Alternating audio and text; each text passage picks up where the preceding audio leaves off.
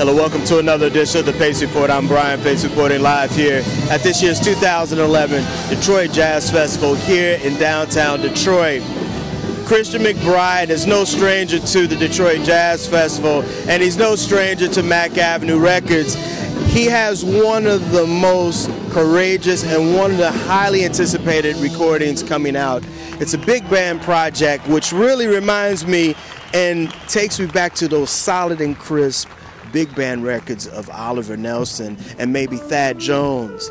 Tonight we're going to sit down and talk about the brand new CD as well as another project that's coming out called Conversations with Christian, which he and some of the most prolific musical minds around the world get together and they play together. And we're also going to sit down and talk about why this festival is one of the most important festivals in the country, as well as sit down and talk about and reflect on his career. –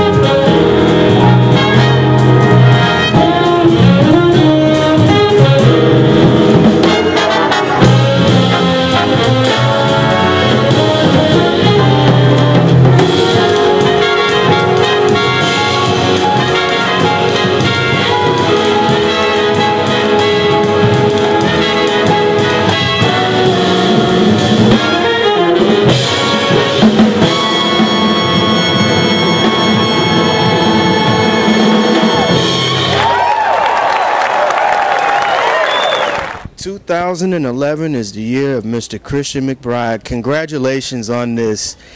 I said this is one of your most courageous and most bold projects that you've done with the big band.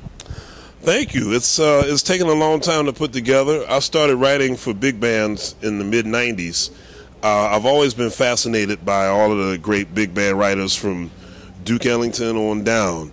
Any musician who was able to take that many musicians and make music with all kinds of different harmonies and counter melodies and all these things, it's just always fascinated me, you know. So I got a commission from the Lincoln Center Jazz Orchestra from Wynton Marsalis in 1995. He asked me to write a piece for the big band, and that's how it all started. You know, listening to this album, I was thinking about Thad Jones and Oliver Nelson, man. I mean, you guys were cooking on stage tonight. Now, you would name my two biggest heroes. You know, Oliver Nelson, you know, he's, to me, he's criminally underrated. Right. When you talk about the great big band writers, people tend, now I'm talking about jazz writers, I'm talking about people in the know. They tend to really focus and hone in on the cats from the 40s and the 50s, the ones that we all know and love that wrote for the Ellington Band, for the Basie Band. But Oliver Nelson, I think, when you study his body of work and you think about all of the projects he did away from jazz, television, film, all kinds of musicals, and was one of the house arrangers for the Apollo Theater. I mean, he wrote for everybody. You know, so Oliver Nelson is definitely one of my biggest heroes. And Thad Jones, when I was first learning how to write for big band, the word I got from a lot of other musicians, they were like, well, study the easy stuff first. Leave Thad for last, because when you start studying Thad Jones, you're going to look at his scores, you're going to be like, huh? Because it's so advanced. It's so slick. They were crisp, very crisp. But just the way he thought, it was so out of the box. You listen to the way he plays, and it makes perfect sense, because you listen to a lot of the... As a matter of fact, Oliver Nelson's album, More Blues and the Abstract Truth, is a special album because it's Thad Jones playing Oliver Nelson's music. And you didn't see that happen too often.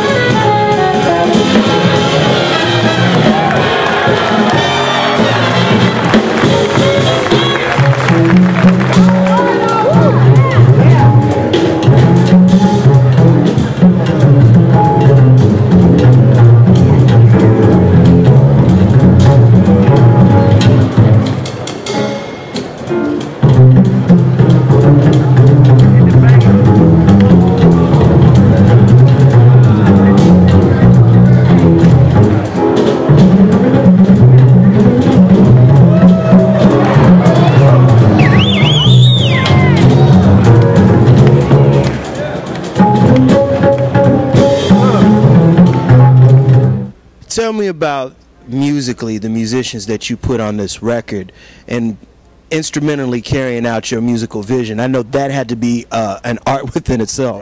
Right. Well, you know, when you put a big band together, or when you start writing for big band, you have to do this with a small group as well. You know what you have in mind, you know what you're hearing, you know what you're feeling, and you call the musicians accordingly. For me, as you know, as a bass player, it all starts with the drummer. You know, I got to lock up with the drummer. We got to walk hand in hand. We have to push the band together. So a young man by the name of Ulysses Owens Jr., who's been sometimes playing with Inside Straight, he's been my main man. He's playing on the big band recording. And, you know, I got my old buddies, Ron Blake and Steve Wilson and Steve Davis. Nicholas Payton is a guest on the recording. Xavier Davis, all kinds of cats. Carl Maraghi, Lauren Schoenberg, Todd Williams, Todd Bayshore, Doug Proviance, James Burton, Mike Solid Gold Dees, wonderful, wonderful trumpeter in the Bate Isles, Freddie Hendricks, and Frank Green, and my darling wife, the great vocalist Melissa Walker, is also on the recording. How long did it take you to put this together? Well, we played in New York at Dizzy's Club Coca-Cola. This was February of 10. We played for a week, and we went into the studio for 2 days immediately following the Dizzy's gig. So we were all warmed up and rolling by the time we got into the studio. You also have this project that's getting ready to come out also on Mack Avenue Records. And we've been talking about this for a while off and on, the conversations with Christian. Right. And I think poetically this is probably some of the most prolific work that you've done, because you are playing with some of the most important musical figures both in rock, jazz, you name it, the music vernacular. You know, I'm very excited about this project as well. Sometimes when I step back and look at it, I go, wow, we did all that, huh? Angelique Kidjo, Sting, George Duke, Chick Corea, Dee Dee Bridgewater, Russell Malone, Ron Blake, Roy Hargrove, Eddie Palmieri, the late great Dr. Billy Taylor, as well as the late Hank Jones. My friend, the great actress Gina Gershon, is on there. Regina Carter, and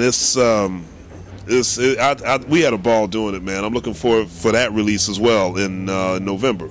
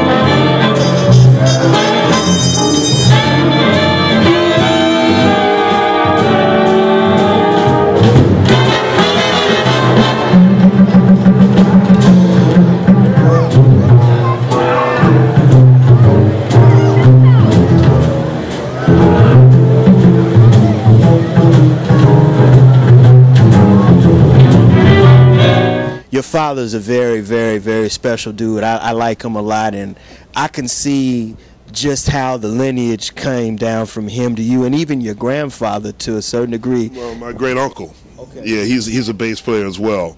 Although I am extremely, extremely super tight with my grandfather, who's 88. But yeah, bass runs in the family. My dad, Lee Smith, played for many years in Mongo Santa Maria's group. But before Mongo, he toured with all of the great Philly soul acts like Blue Magic, the Delphonics, Billy Paul, Major Harris, Brendan the Tabulation. So that sound was in my blood from birth, you know. And of course, my great uncle Howard Cooper, he played with a lot of the cutting edge jazz cats in Philly like Con Jamal and Byron Lancaster and Marshall Allen from the Sun Ra Band. So I had that going too. So I've always been surrounded by great music. You started off on the electric bass, but in your career you straddle, and you still straddle. You go from the electric bass to the straight up double bass. What is it about both those sounds that play to your style and to your musical? I mean, because you do different projects with them. Well, I just like playing the bass. You know, they're two, physically they're two completely different animals, but they serve the same function, and that's to be the glue of any band, the harmonic and the rhythmic glue of any band, no matter what style it is.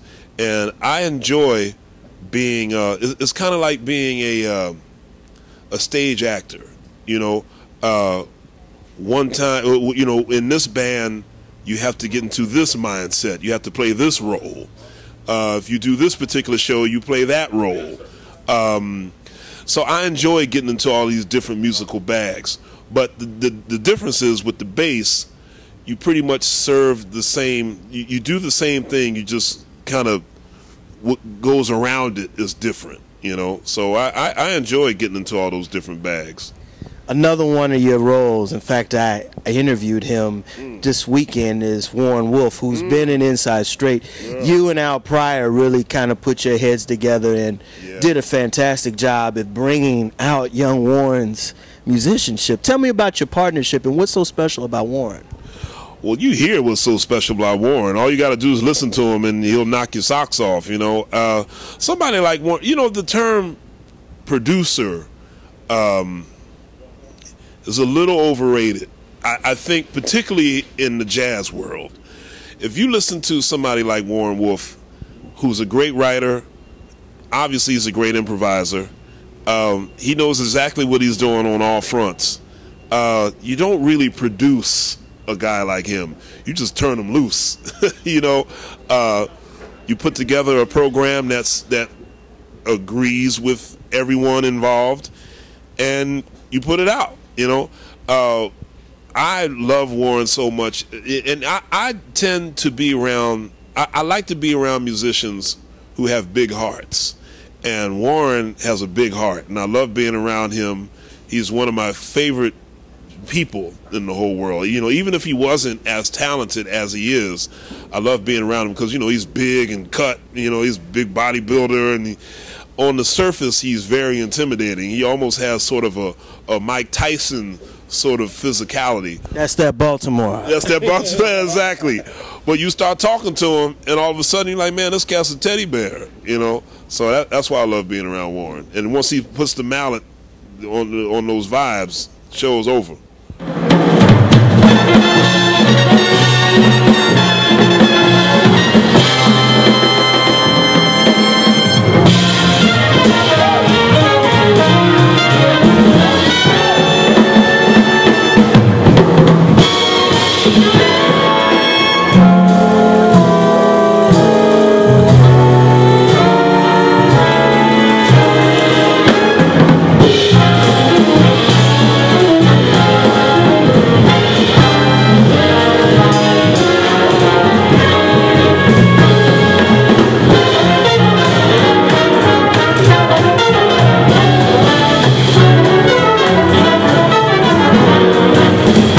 That'll do it again for this very special edition of the Pace Report, reporting live here at this year's 2011 Detroit Jazz Festival here in downtown Detroit, here in Detroit, Michigan. I'd like to personally thank Christian McBride for his time, as well as the festival organizers and producers of this year's 2011 Detroit Jazz Festival. As always, please visit my website, www.thepacereport.com, for my weekly column as well as my past segments. Until next time, remember, if it's in the groove, it'll make you move. This is Brian Pace reporting live from the Detroit Jazz Festival here in downtown Detroit. Peace.